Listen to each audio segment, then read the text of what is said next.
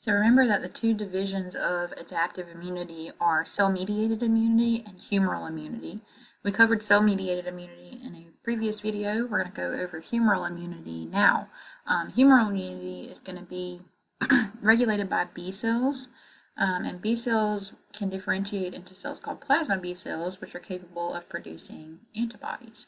And so these antibodies are going to circulate through the body, and they can bind to pathogens, extracellular pathogens like bacterial cells or viruses. They can bind to them and can help our body recognize them as being foreign so that we can essentially tag them for destruction and remove them using the immune system. And humoral immunity is really going to work in the same three stages as cellular immunity did, which are recognition, attack, and memory. So let's look at these three stages and how they work in humoral immunity. So the first thing that has to happen is, let's say an antigen comes into the body, maybe it's Streptococcus bacteria.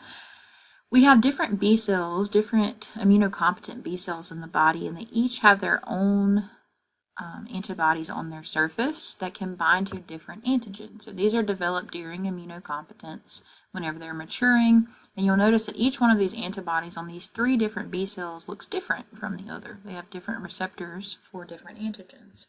So if this is the B cell that is capable of recognizing this particular antigen, that means that antigen will be able to bind to that antibody that is on the cell surface, and that will stimulate this B cell to become activated, right? It will allow it to be able to see that this is a pathogen and be able to be activated because of that. You'll notice that the other two B cells here are not activated because that antigen is not capable of binding to those antibodies that are on the surface of those particular B cells. So one thing that's different between the way that these B cells work and the way that the T cells worked that we talked about in a previous video, remember T cells have to have antigens presented to them by other cells of the immune system. B cells do not. So B cells can distinguish a freely floating antigen in the body as something that is foreign. They can tell that it's an antigen, they can bind to it directly, and then evoke an immune response off of that. So once the antigen binds to the antibodies on the surface of this B cell, at that point the B cell will then engulf the antigen and present it on its cell surface, right? So B cells are a type of antigen presenting cell. They can present the antigen on their surface, which can help activate those T cells that we talked about back in cell-mediated immunity. Along with that, the B cell itself will also start to go through clonal selection. So it will go through rapid rounds of cell division, just like we saw back in the cell-mediated response with T cells. But the two types of cells that these B cells can become are the plasma B cells. You'll see there will be a lot more of these, or memory B cells, like this guy here. Now, plasma B cells are going to be used to produce antibodies against this antigen that we have encountered. So these plasma B cells will start churning out thousands and thousands of antibodies that can bind to and recognize these antigens and basically set up red flags on these antigens for the rest of our immune system to be able to recognize them and to give us ways to clear those antigens from the body. So antibodies will also help clear these antigens as well, and we'll talk about how they'll do that in just a second. Now, along with those plasma cells, we also have memory B cells, just like we had memory T cells. These memory B cells will develop a memory of this antigen so that the next time we come into contact with it or we're exposed to it, we can develop our immune response much more quickly and more effectively. So these antibodies are really going to lay the groundwork for us to be able to attack these pathogens directly, and they can do that in several ways. So one way that antibodies can help us attack these pathogens is by neutralizing the pathogen itself. So antibodies can actually bind to the surface of antigens, like viruses, for instance, and essentially neutralize that antigen, meaning they're going to prevent the antigen from being able to get into our cells and causing any other, infection or problems, because when when viruses, for instance, get into our cells, they hijack our cellular machinery and they use that machinery to produce copies of themselves. And then they break out of that cell, and you've got hundreds of these viruses that go off into other cells and then hijack their machinery. Well, if you neutralize the virus and you block its cell surface so that it cannot get into our cells, it prevents them from being able to replicate, which is going to slow, the process of that virus being able to cause symptoms and problems within the body. Along with that, these antibodies can also help activate complement.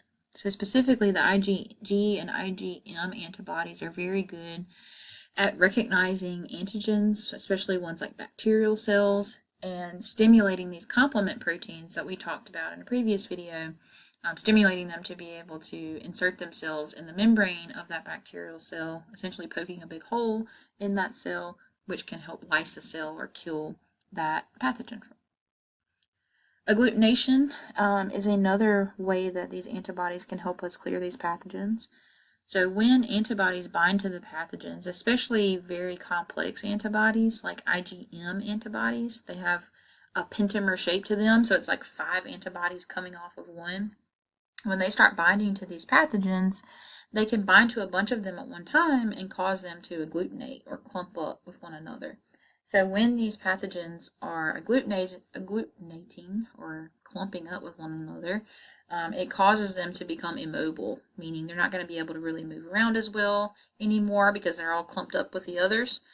And it's going to allow our white blood cells to be able to undergo phagocytosis more easily and engulf or digest more of these microbes at one time versus just getting them one at a time. Well, now we have them all clumped up together and we can engulf and kill multiple of these pathogens at the same time.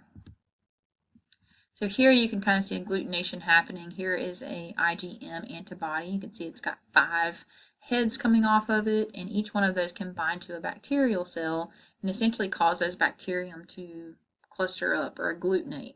And when they're all clumped up together, again, they can't move around as well anymore, and our white blood cells are more capable of being able to digest them more quickly because they're all nice and clumped up for us. So those white blood cells can just go around and eat all these guys up and clear them from the body.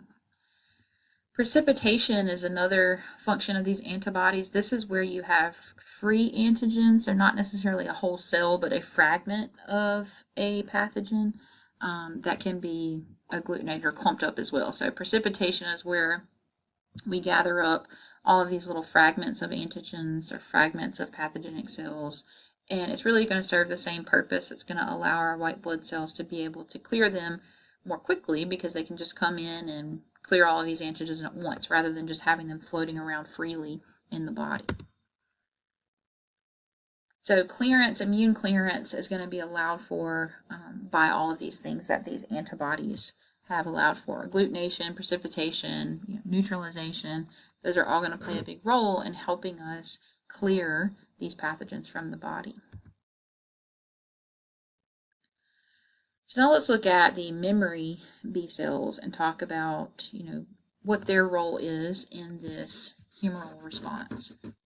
So we already said that those memory B cells help us develop a memory of the pathogen so that if we come into contact with it again, we can develop a quicker immune response the second time. And by quicker here, I mean we're able to produce more antibodies more quickly. So in that first initial response to an antigen, it takes a few days before the B cells can actually start differentiating into plasma cells and start producing those antibodies. It can take anywhere from 3 to 6 days for that to start happening.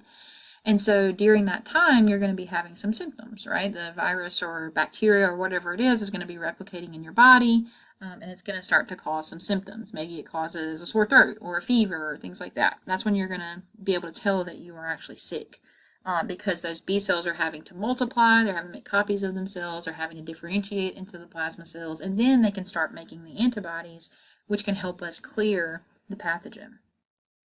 Now, when we come into contact with that pathogen a second time, let's say that we get infected with it again, at this point we have those memory B cells that have developed a memory of the pathogen. So you don't have that delay anymore where these cells are having to figure out how to multiply, how to differentiate, how to make the antibodies, how many of the antibodies to make. We already know how to do all of that, right? Because we have that memory.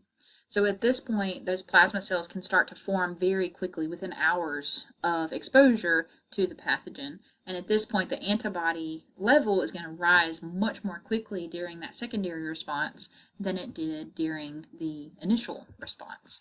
So for instance, if you're exposed to a pathogen, again, it takes, up to 4 days or so roughly to start to develop those antibodies. And so you won't really see the numbers or the levels of antibodies start to climb until, almost a week after you've been exposed to that antigen, whenever you are first exposed to it, right, during a primary response. However, after that primary response, we develop those memory B cells, which when they come into contact with the pathogen, they do not have that lag time anymore, where it takes them a little while to replicate and go through clonal selection and start producing antibodies. They do it very, very quickly. And so the secondary exposure, the second time you are exposed to the antigen, you'll notice that the levels of antibodies will skyrocket very, very quickly, even just within a few hours of exposure, because you have those memory B cells to tell you, exactly how to go through that humoral response. And so normally you'll start producing those antibodies so quickly and in such high amounts that it will actually clear the pathogen before you actually have a chance to develop any kind of symptoms from it. So that's what we mean by immunity. It means you're able to clear that pathogen from the body so quickly that you don't actually even know that you've been exposed to the pathogen. You don't have any kind of symptoms of infection at all. So let me know if you guys have any questions about cell-mediated immunity or humoral immunity.